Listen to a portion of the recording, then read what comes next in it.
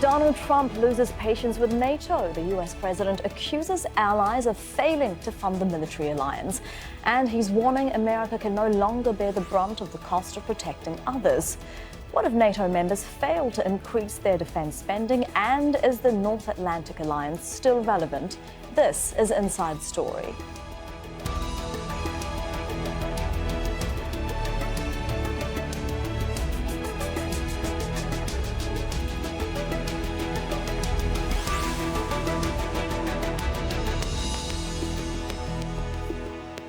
Hello and welcome to the programme. I'm Elizabeth Puranam. Leaked letters are set to show Donald Trump's increasing frustration with the North Atlantic Treaty Organization. The US president's accusing allies in the military alliance of failing to pay for their protection. The New York Times says Trump wrote to NATO members, including the leaders of Belgium, Canada and Germany, and warned Chancellor Angela Merkel continued German underspending on defence undermines the security of the alliance and provides validation for other allies that also do not plan to meet their military spending commitments. It will become increasingly difficult to justify to American citizens why some countries do not share NATO's collective security burden while American soldiers continue to sacrifice their lives. Well, Trump's displeasure seems sure to be discussed at the NATO summit in Brussels next week. The US leaders already warned he may change US troop levels unless the 29 members of NATO pay more. Critics say he misunderstands the way NATO finances work. Well, NATO's budget covers military and civilian costs. The United States pays 22% of that because contributions are proportional to national income. All NATO allies have consistently paid their share. Well, Trump's criticism is related to the expectation that NATO allies should spend 2% of their GDP on defence. NATO's Secretary General Jens Stoltenberg estimates 8 of the 29 NATO members will reach that goal this year, but that's just a guideline they aim to reach by 2024 and isn't legally binding. Well, let's bring in our guests now. Joining us from Brattleboro, Vermont by Skype is Peter Galbraith, former US ambassador to Croatia and former UN envoy to Afghanistan. From Tallinn, Estonia is Marko, an Estonian member of Parliament and head of the Estonian delegation to the NATO Parliamentary Assembly. And from Santander, Spain by Skype is Fabrice Portier, former director of policy planning at NATO. A very warm welcome to all of you. Mr. Galbraith, let me start with you. Is NATO's existence in its current form at threat because of the ongoing attacks by the US president? It's hard to say because, maybe the whole thing will outlast the Trump presidency. But I think that there's a question as to whether Trump's agenda isn't, in fact, to destroy NATO. He talked about how useless NATO was in the campaign. They wanted to get rid of it. And look, let's look beyond that. He certainly is in office, or very likely in office, as a result of Russian interference in the election. And diminishing or getting rid of NATO is right at the top of Mr. Putin's agenda. Mr. Nihkelson, what do you make of that? As a member of NATO, is Donald Trump out to destroy NATO? I don't believe. I think that NATO serves in the same way in the interest of the United States as it serves for European allies. And 70 years are the best example how this alliance has kept stability and security, not only in Europe, but also for the United States. I haven't met any of the US, both politicians or official from Pentagon or State Department or even from NSC, who could share this viewpoint. And when we look what kind of job has been done so far for Brussels summit, then here we are on the same page with our American allies. But Mr. Nihkelson, Donald Trump is reported to have said that NATO is as, I want to get this right here, it is as bad as NAFTA. So what do you make of that? You know, Mr. Trump has tweeted, said, and promised during campaign different issues. But to be honest, of course, we would like to see what will happen next week in Brussels. And for us, looking from Estonia, from Tallinn, the paramount is the unity among allies. This is what we have seen recently during G7 meeting or during some, messages coming from Twitter. Of course, there are question marks, but again, if we look what is happening on the ground, what are the deeds? The U.S. during Trump administration has increased its defense capabilities on the eastern flank of NATO, in Poland, in Baltic states. Also, resources for European deterrence initiative are going up. But of course, there are also the questions up. This first and foremost issue, of course, is the sort of a question mark around Crimea and the recognition of Crimean Peninsula as a part of Russian Federation, which was supposedly made by Mr. Trump recently. That would, of course, cause a lot of troubles when we think about the future of security architecture in Euro-Atlantic area. We will, of course, talk more about Crimea, the Black Sea, and both the Russian and the NATO presence building up around that area more. But let me bring Mr. Portier in now. A key question going into the NATO meeting in Brussels next week is, of course, going to be around defence spending, which Donald Trump has consistently pushed for for NATO members to increase their defence spending. I mean, why do you think he put so much more pressure on countries to spend 2% of their GDP on their own country's defence, not NATO's collective defence, but their own country's defence, and in a way that previous American presidents have not done? Why is this so crucial to him? Well, I think to answer that question, I will answer your first question. I don't think Donald Trump is in to break NATO, but what he's looking for is to break what he sees as a bad deal for the United States within NATO. And he's taking a very transactional view about NATO, meaning you get what you put in. And he looks at what the US is spending compared to what the European allies are spending, and he sees a clear imbalance. Obviously, NATO is much more than just about numbers. It's also a political organization, and the US is the primary military power in the world. But I think what he's trying to do is to kind of correct that imbalance. And his main target is obviously Germany. And he's not totally wrong in the sense that Germany is the one country that could quite fundamentally change the European defense spending level.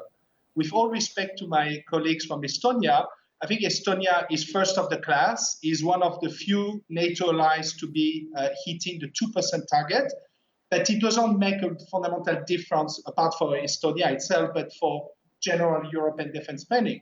But if Germany were tomorrow to hit 2%, you will have roughly $40 billion more to spend on European defense. So I think this is why he's focusing so much of his harsh criticism on Germany. Also because Trump is not a defense geek. He looks at things in a very businessman-like, and he sees that Germany has a huge trade surplus with many partners in the world, including the United States, and at the same time, Germany's underspending is now at 1.2% of GDP. So I think this is why he's focusing on that. Whether the way he does it is productive, I doubt, because the more you make it a Trump issue, the more difficult it's going to be for Chancellor Merkel and others to sell 2% to the German voters. But this is another question.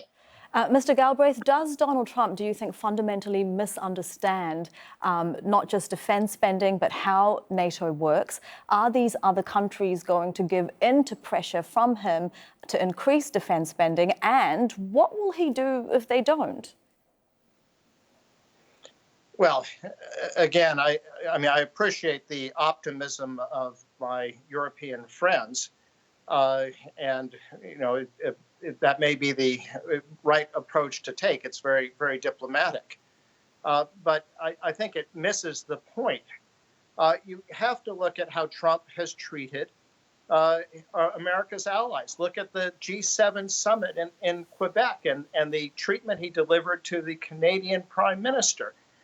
This is not somebody who values the Western alliance. This is somebody who is the great admirer of Mr. Putin. Again, it's quite possible that it was because of Mr. Putin that he's in office in the first place. And so I don't think the issue here is increasing defense spending per se. It is a club to be used against an organization that he doesn't believe in. Now, I think NATO may well and probably will survive the Trump presidency, but I'm not sure that the defense spending is the issue. I think the question for the Europeans now is how do they stand up against this kind of bullying? I'm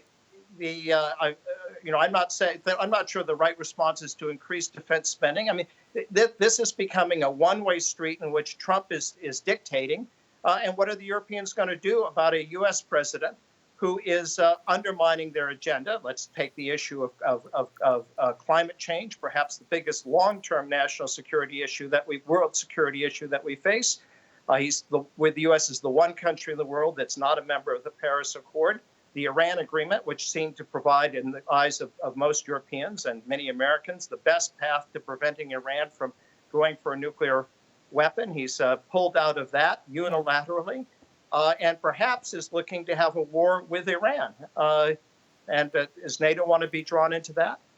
Mr. Nihkelson, I'll put all of those points to you as you prepare to attend the NATO summit in Brussels next week. How much pressure is Estonia and other NATO members feeling? And how is it planning to stand up to Donald Trump? There is, of course, good reason to believe that this summit will be very dynamic, and obviously the temperature between leaders of NATO allies are considerably higher than perhaps ever before. At least in recent history. But again, if we are not going to put all these issues which were mentioned into the same basket, then we can really focus on defense matters and how important it is for alliance to stick together in this world. And there are numerous challenges coming from east, from south, and from cross-border issues, like international terrorism and other issues. And I hope that there are good reason even for Mr. Trump to be on the very same page with his colleagues from North America and also from Europe. But also about burden sharing. Yes, this is extremely important topic, and this is not only the matter of numbers. In Estonia, there is no political debate about 2%. This is absolute minimum what we have to spend on our defense.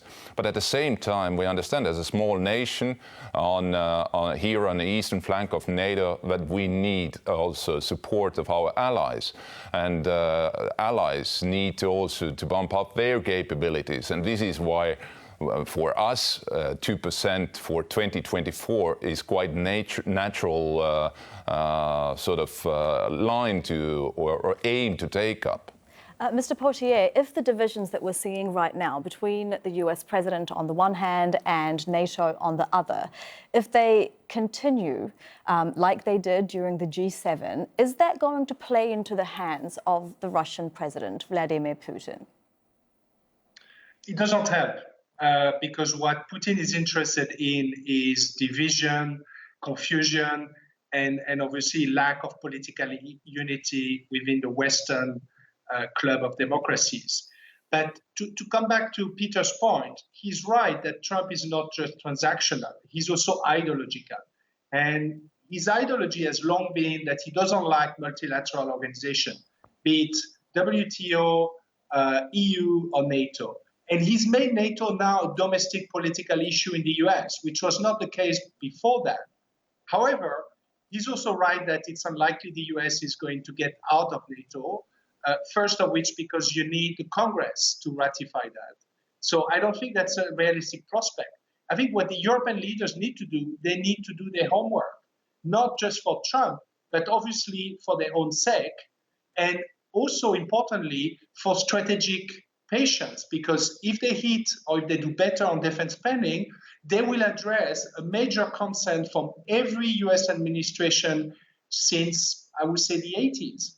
And the Obama administration, for example, was very vocal about its concern about the lack of spending in Europe, and even pinpointed a specific allies like the United Kingdom. So I think this was an issue that was there before. It's now being taken to a new level of tension, but it will still be there after Trump. And the Europeans need to do their homework for their own sake, but also for the future of their relation with any US administration. Mr. Galbraith, are the Europeans doing their homework? Are they prepared? You know, as we mentioned earlier, Russia is building up its military capabilities, not just in the Black Sea, but also in the Arctic, the eastern flank. Does it pose an existential threat to NATO? And is NATO prepared to face that threat? No, I don't think it poses an existential threat. I don't see the successor to the Red Army rolling across the plains of Poland and into Germany and France. I mean, those days are over. And I'm not even sure that security will be gained if Europe increases its defense spending. I think the issue for the Europeans is whether finally, after 70 years, they're going to be doing everything that the Americans order them to do, even when it comes from such an erratic and frankly unfit president as Donald Trump, or whether they are going to stick up for their own agenda. And what are the elements of their own agenda? Yeah. Well, it certainly includes the European Union. It includes maintaining international agreements like the Paris Accords and the Iran Agreement. And these are things that are vital to European security. So it really is a telling moment as to whether Europe is going to continue to be, take its orders from Washington, or whether Europe is going to actually develop into the kind of political force that it already is economically. And Mr. Nihkelson, what are we looking at now in terms of NATO's purpose and its activities? If it's not, it's not the Cold War anymore. The Balkans War is over. So is the war in Afghanistan, but it is still involved there.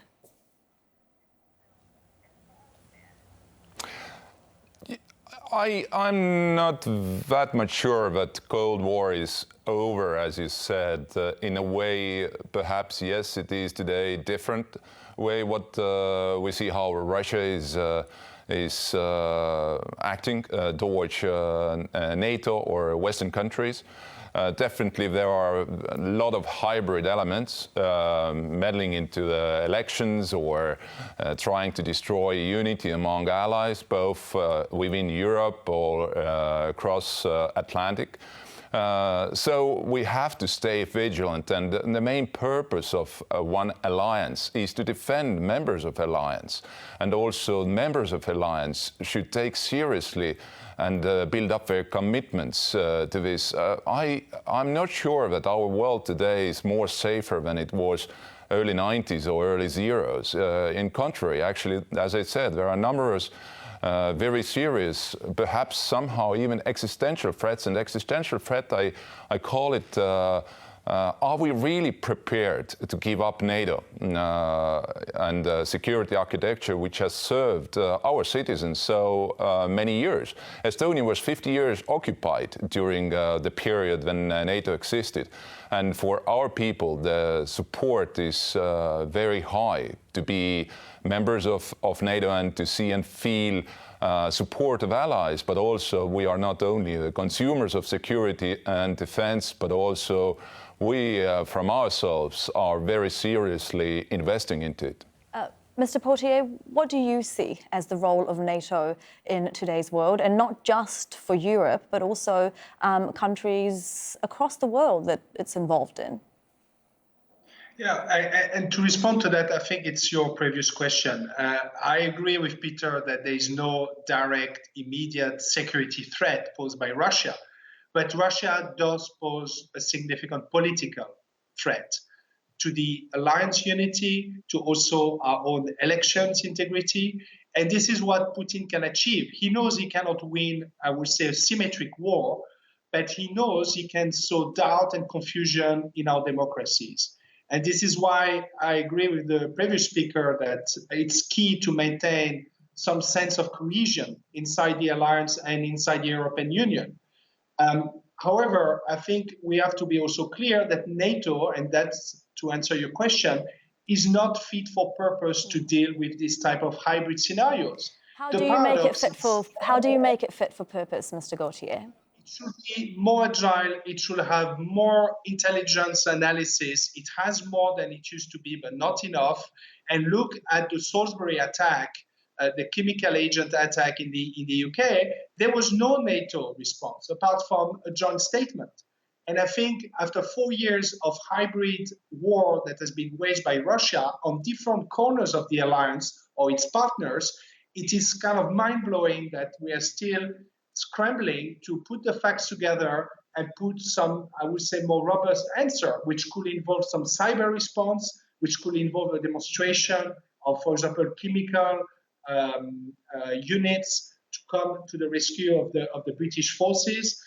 And I think we are missing still on that front. So Putin is giving us the impression he wants to go after Estonia or Poland, whilst in fact his real game is to undermine us from the inside. And here, both NATO and the European Union have not upped their game. Mr. Galbraith, I want to come back to you about Afghanistan because you were the former UN envoy to it. You know, what role did NATO play there, and what good would you say it did? Before I answer that question, I'd just like to add a point here about this asymmetric warfare or approach that Russia is now taking. I think it's important to emphasize that they've succeeded at it. They interfered in the American elections. It's very likely that the interference made the difference between Donald Trump, who lost the popular vote by 3 million or more votes, and Hillary Clinton, whom they despised, becoming president. And what has Trump done? He has sowed confusion. He's undermined Western leadership. He's even threatens the existence of NATO. It's a huge success for Russia. And frankly, the Europeans have no response to this. Now but they need one. Obviously, you can't expect it from an American administration that, in fact, is likely in office because of Russia. Okay, now turning to Afghanistan, it's important. This was the first time that Article 5 was enacted. The European allies participated very significantly in the efforts in Afghanistan. Yes, there are different command structures, there are different rules of engagement. It's far from a perfect process, but there was significant cooperation, and it would have been something that would have been much more expensive and difficult if the U.S. had to undertake it alone. Let's look at the Balkans, at Bosnia and Kosovo. In those cases, the Europeans provided 2/3 and 3/4 of the forces and of the money. So it has been, in terms of some critical security issues, it's been a very important institution. It has obviously a continuing role, assuming we make it through the next few years. And we will be watching very closely to see what happens at that NATO summit in Brussels next week. But I'm afraid we have run out of time in this discussion. But I want to thank all of our guests, Peter Galbraith in Vermont, Marko Nihkelson in Tallinn, and Fabrice Portier in Santander. And thank you too for watching. You can see the program again anytime by visiting our website, aljazeera.com.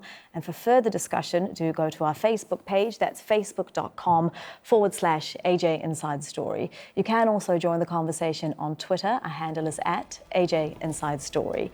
From me, Elizabeth Puranam, and the whole team here, bye for now.